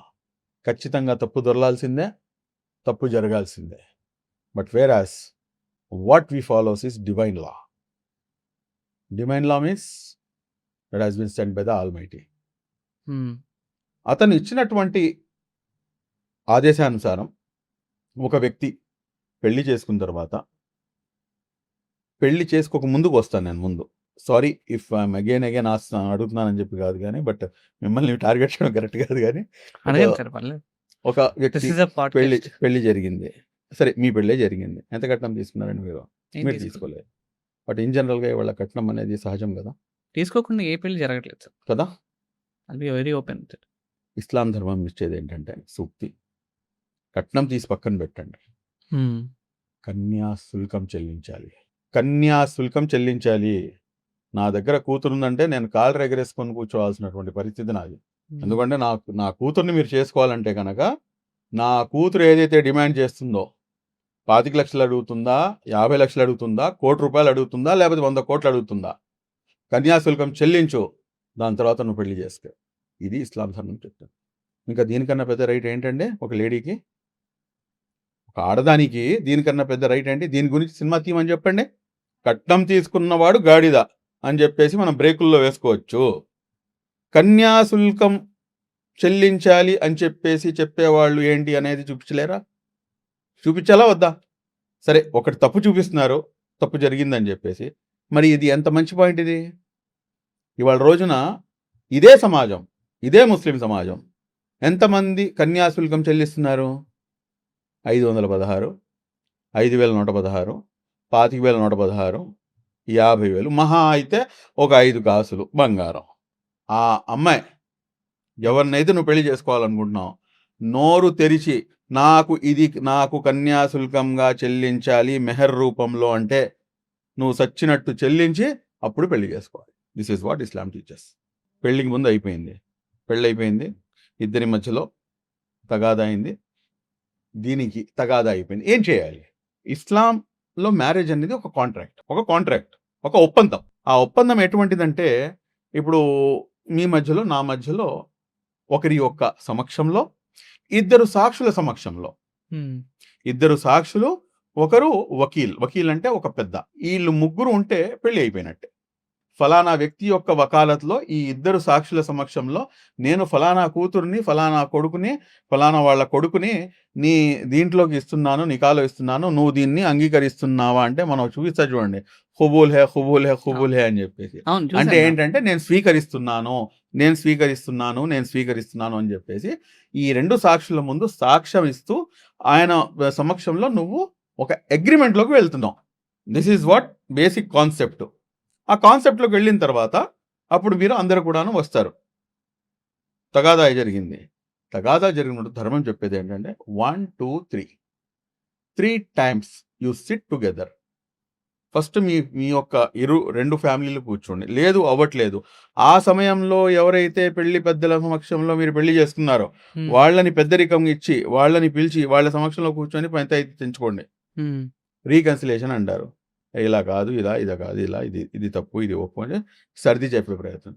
మూడోసారి కూడాను ఇదే పద్ధతిని పాటించాలి. అప్పటికి కూడాను జరగకపోతే, అప్పటికి కూడాను ఒప్పుకోకపోతే అమ్మాయి అబ్బాయి ఇంట్లోనే ఉంటుంది. ఒక్కసారి తలాఖ్ అనాలి. నేను మొదటి తలాఖ్ ఇస్తున్నాను నీకు అని చెప్పేసి. ఒక తలాఖ్ ఇచ్చిన తర్వాత రెండో తలాఖ్ మళ్ళీ వాడు ఎప్పుడు ఇవ్వాలంటే ఎప్పుడైతే తన యొక్క మెన్స్ట్రేషల్ పీరియడ్స్ ఎప్పుడైతే వస్తాయో, ఋతుక్రమం ఎప్పుడైతే వస్తుందో రెండో ఋతుక్రమము, అప్పుడు మళ్ళీ ఇంకొకసారి. ఇదేంటండి ఋతుక్రమానికి దీనికి ఏంటి డిఫరెన్స్ అని చెప్పొచ్చు. ఇప్పుడు ఫస్ట్ తలాఖ్ ఇచ్చాము, ఒక XYZ ఒక తన యొక్క భార్యకి ఫస్ట్ తలాఖ్ ఇచ్చాడు, శారీరకంగా కలవలేదు, తీసి పక్కన పెట్టండి. జస్ట్ ఆ XYZ ముస్లిం పర్సన్ తన భార్యకి క్షణంలో తను ఇంట్లో తిరుగుతున్నా లేకపోతే ఏదో ఒక సమయంలో ఒక ఎఫెక్షన్ కలిగింది, ఒక ప్రేమపరితమైనటువంటి చూపులతో తన భార్య వైపుకి చూసినా, లేకపోతే భార్య ఆ భర్త వైపు ప్రేమపూర్వకంగా చూసినా, లేకపోతే కప్పు కాఫీ లేదంటే కనుక ఒక గ్లాసు మంచినీళ్ళు, అరే ఇప్పుడు దాకా కూడా నా భర్తేగా, ఇదిగోండి తీసుకోండి అని చెప్పేసి ప్రేమతో తీసుకొచ్చి ఇచ్చినా కానీ ఆ మొదటి తలాఖు క్యాన్సిల్ అయిపోయింది. అందుకని ఆ టైం పీరియడ్ వాడు ఎవడో గాడిది చేశాడు, తలాఖ్ అన్నాడు. వాడిని తీసుకొచ్చి వాడికి మీరు ఏం చేస్తారు చేయండి, పాడ్కాస్ట్ కాబట్టి నేను మాటలు మాట్లాడలేకపోతున్నాను, లేకపోతే బాగా మాట్లాడేవాడిని. ఇంకా తప్పు సార్, తప్పుని తప్పుగా చూపించండి. కన్యాశుల్కం చెల్లించట్లేదు నా కొడుకు, నువ్వు ఎందుకు చెల్లించట్లేదురా, నువ్వు సాహిబ్గా పుట్టింది, నువ్వు ఇంతే చెల్లిస్తావేంటి, తీసుకొనిరా కన్యాశుల్కం చెల్లించు అని చెప్పేసి మీరు తీసుకెళ్ళండి, దీని గురించి మాట్లాడండి. అంతేగాని ఈ రకంగా ఇది ఏమవుతుంది, దీంతో సమాజంలో స్ప్లిట్ అనేది వచ్చేస్తుంది. ఆ హక్ సినిమాలో చూపించింది ఏంటి, ఎక్కడో ఒక జరిగినటువంటి సంఘటనని అంత పెద్ద స్టార్డమ్స్ని క్రియేట్ చేసి అంత పెద్ద ప్లాట్ఫామ్పై ఆ సినిమా చూపించి అదేదో ముస్లిం సమాజంలో ఆడవాళ్ళకి ఎటువంటి ఆస్తి హక్కు లేదు. నందమూరి తారక రామారావు గారు తెలుగుదేశం పార్టీ వ్యవస్థాపకులు 43 సంవత్సరాల క్రితం ఆడదానికి ఆస్తిలో హక్కునిచ్చారు. నేనేమంటాను తెలుసా, ఇస్లాం ధర్మాన్ని చూసి ఆయన 43 సంవత్సరాల క్రితం ఆడవాళ్ళకి ఆస్తిలో సమాన హక్కునిచ్చాడు. ఇస్లాం ధర్మం 1430 సంవత్సరాల క్రితం ఆడదానికి సమాన హక్కు ఇచ్చింది ఆస్తిలో.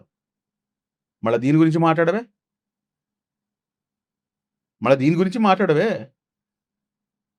ఆ సమయంలో ప్రవక్త గారి సమయంలో ఆడబిడ్డ పుట్టిందంటే యాజ్ ఇట్ ఈజ్, కనీసం చంపకుండా కూడాను యాజ్ ఇట్ ఈజ్ తీసుకెళ్లి పాతి పెట్టేసేవాళ్ళు. అటువంటి దౌర్భాగ్యపు సమాజంలో విప్లవం తీసుకొచ్చినటువంటి విప్లవకారుడు కారుణ్యమూర్తి ముహమ్మద్ ప్రవక్త సల్లల్లాహు అలైహి వసల్లం గారు ఆడబిడ్డకి ఇవ్వాల్సినటువంటి వాల్యూ ఏంటి అనేది ఇస్తూ ఆయన ఆడదానికి ఉన్నటువంటి హక్కుల్ని మొత్తం కూడా ప్రసాదించారు. వీటన్నిటి చూపించారు.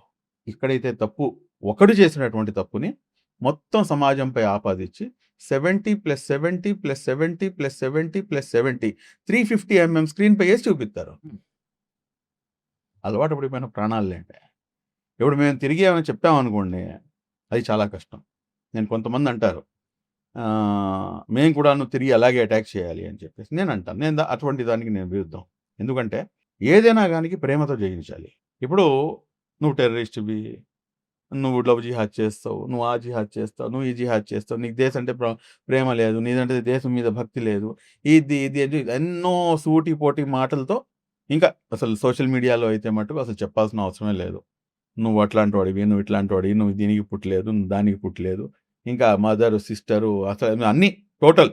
కానీ ఇదే సమాధానం తిరిగి అదే రీతిలో కనుక ఇస్తే ఈ సమాజంలో ద్వేషం తప్ప ఇంకేం మిగలదు. కానీ నేను పాటిస్తున్నటువంటి ధర్మము, నన్ను ఆచరణాత్మకంగా ముస్లిం చేసినటువంటి ప్రవక్త ముహమ్మద్ సల్లల్లాహు అలైహి వసల్లం గారు ప్రేమించడం నేర్పించాడు. ప్రేమ, ఆప్యాయత ఏ రకంగా సొసైటీలో నా మీద ఉన్నటువంటి మిస్కన్సెప్షన్స్ నేను దూరం చేయాలి అనేది నా బాధ్యత. కొంతమంది కావాలని చెప్పి సృష్టిస్తున్నారు, కొంతమంది ఏంటంటే ఆపాదిస్తున్నారు, మరి కొంతమంది ఏంటంటే దీన్ని నిజమని చెప్పి భావిస్తున్నారు. నిజమని చెప్పేసి భావిస్తున్నటువంటి వాళ్ళు 99% ఉన్నారు. 1% ఆపాదించే వాళ్ళు, నన్ను దుమ్మెత్తిపోస్తున్నటువంటి వాళ్ళు. ఆ 1% కోసం మిగిలిన 99% మందిని నన్ను ఎనిమిగా నేను భావించాలి. కాబట్టి భరించడం అలవాటైంది. కానీ ఇదే మాట తిరిగి ఎవరైనా కానీ ఒకసారి మొత్తం సమాజానికి ఆపాదిస్తే అది ఎంత బాధగా ఉంటుందనేది, అంటే మాలాంటి హ్యుమానిటరియల్ గ్రౌండ్ మీద ఆలోచించేవాడికి అంత కష్టం. కొన్ని రాత్రులు నిద్ర ఎగిరిపోయింది మీది. మీరు అడగండి, రేపటి రోజున ఈ దేశానికి కష్టం వస్తే ఎవడొచ్చి నుంచుంటాడో ఛాలెంజ్ చేసి ఇస్తే మరీ చెప్తాను నేను. ముందు వెనకాల చూడరు. ఈ దేశం కోసం ప్రాణాలను తృణప్రాయంగా వదిలేస్తాం, అందులో అయితే డౌటే లేదు. కానీ ఈ దేశాన్ని పూజించండి అంటే మట్టుకు సారీ, ఇది నా సిద్ధాంతం. ఇది ఈ దేశం ఈ రాజ్యాంగం ఇస్తున్నటువంటి సిద్ధాంతం. ఒక క్వాలిటీ ప్రతి యంగ్‌స్టర్ డెవలప్ చేసుకోవాల్సింది. సోషల్ మీడియాని చాలా జాగ్రత్తగా వాడాలి. సోషల్ మీడియాలో ఏదైతే నిజ నిర్ధారణ చేయకుండా, ఎందుకంటే ఇవాళ యంగ్‌స్టర్స్ మనం చూస్తున్నాము. ఈ మధ్య కాలంలో జరిగినటువంటి అనేకమైనటువంటి ఉద్యమాలు కానివ్వండి అన్నీ కూడాను. Yes, good. యంగ్‌స్టర్స్‌లో ఆ మాత్రం పోరాట పటిమ ఉంది. Let us welcome that. But at the same time ఏదైతే హార్ష్ లాంగ్వేజ్ ఉందో, దాని తర్వాత ఏదైతే కొన్ని ఛానల్స్‌లో కొన్ని వాటిలో అన్‌పార్లమెంటరీ వర్డ్స్‌ని కూడాను చాలా కామన్‌గా దాన్ని చూపించే ప్రయత్నం జరుగుతుంది. దాన్ని కూడాను అది మంచిది, లేకపోతే దట్ ఈస్ గుడ్ అని చెప్పేసి యువత భావించి అటువంటి ఫిల్తీ లాంగ్వేజ్‌ని యూజ్ చేయటం అనేది మీ యొక్క క్యారెక్టర్‌ని లూజ్ చేసేస్తుంది. మీరు లాంగ్ రన్‌లో మీరు సక్సెస్ అవ్వాలంటే గనక మీ నోటిని మీరు అదుపులో ఉంచుకోవాలి. మీ సోషల్ మీడియాని మీరు అదుపులో ఉంచుకోవాలి. Success always will touch. For the next generation పేరెంట్స్‌కి మీరు ఇదొక్కటి మీ పిల్లలకి ఇవ్వండి అంటే ఏమిస్తారు? ఏం చెప్తారు? మంచి పెంపకం. ఆడదాన్ని రెస్పెక్ట్ చేయడం. ఆడదాన్ని ఏ విధంగా రెస్పెక్ట్ చేయాలి అనేది ఒక తల్లి తన యొక్క కొడుక్కి నేర్పించాలి. మొగుడిని, లేకపోతే భర్తని, లేకపోతే ఒక అంటే పురుషుడిని ఏ రకంగా రెస్పెక్ట్ ఇవ్వాలి, స్త్రీ ఏ విధంగా ఉండాలి అనేది చెప్పాల్సినటువంటి బాధ్యత ఆ పేరెంట్స్‌దే అవుతుంది.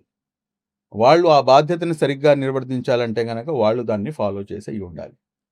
వాళ్ళు ఫాలో చేయకుండా మీరు దీన్ని ఫాలో చేయండి అంటే మట్టుకు you can't expect anything. So definitely పెంపకం it makes lot of difference.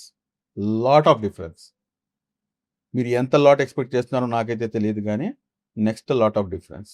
Better society రావాలి అంటే మనం ముందు మార్చుకోవాల్సిందేంటి? అహం, ఈర్ష్య 2 మీలోంచి సబ్ట్రాక్ట్ అయిపోతే గనక ఇందాక మీరు అడిగినటువంటి ఏదైతే స్పిరిచువాలిటీ ఉందో ఆ స్పిరిచువాలిటీలోకి మీరు ఎంటర్ అవుతారు. స్పిరిచువాలిటీలోకి మీరు ఎప్పుడైతే ఎంటర్ అవుతారో మీరు అందరిని ప్రేమించడం మొదలు పెడతారు.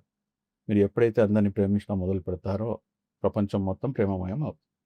చాలా సంతోషంగా ఉంది మీరొచ్చి మాట్లాడినందుకు. బికాస్ జనరల్‌గా ఇటువంటి కాన్వర్జేషన్ నేను ఎప్పటినుంచో ఎక్స్‌పెక్ట్ చేస్తున్నాను. People like you coming in here.